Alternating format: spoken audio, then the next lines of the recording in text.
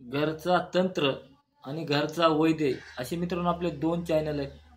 तुम्हाला दोन्ही चॅनलला सपोर्ट द्यायचा आणि बघायचे. तर तुम्हाला काय सांगतो आज अनुवंशिकता एक असा आहे. अनुवंशिकता जर असली तर माणसाला आजारी असतात. बरेच काय असे हे असतात. त्याच्यासाठी तुम्हाला साधा आणि सोपा एक अनुवंशिकतेसाठी उपाय सांगणार आहे. प्रत्येकानं अनुवंशिकता जर असली काही काही बरेच कठीण असे प्रसंग येते त्या माणसाच्या जीवनामध्ये, तर त्याला काय करायचं मित्रांनो, त्याचा एक जप आहे. प्रत्येक तुम्हाला कुठली बी प्रत्येकाने आपली आपली आवडीची माळ घ्या.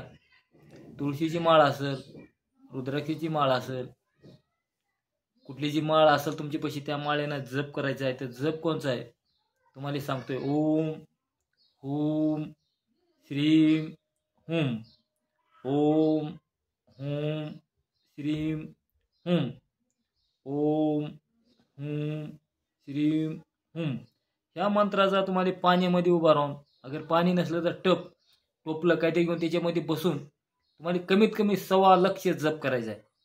पटापटा होऊन जाते मित्रांनो. माळा घ्या, अगर बटन असतं ते जपाचं, तर तुम्ही जर ही जप केला तर सर्व तुमच्या पिढीचा जे का अनुवंशिकता दोष आहे, अनुवंशिकता दोष ही लवकर निघत नाही. त्याच्यामधून काय होतं, बरेच काही काही एखाद्या माणसाला आजार जुटतात, काही बी कुठं वाटतात आणि त्या अनुवंशिकता दोष निघत नाही कुठं जरी गेलं तरी. तोच पाहिजे ज्याची त्यानं जर आपल्या आपल्या परमेश्वराची आपली आपली जर सेवा केली, आपल्या आपल्या पुण्यपदरात पडतं.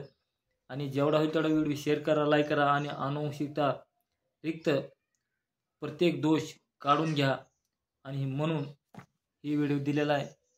परत आपण दुसऱ्या एका व्हिडिओमध्ये लवकरच भेटू मित्रांनो. चला, राम राम, साईराम.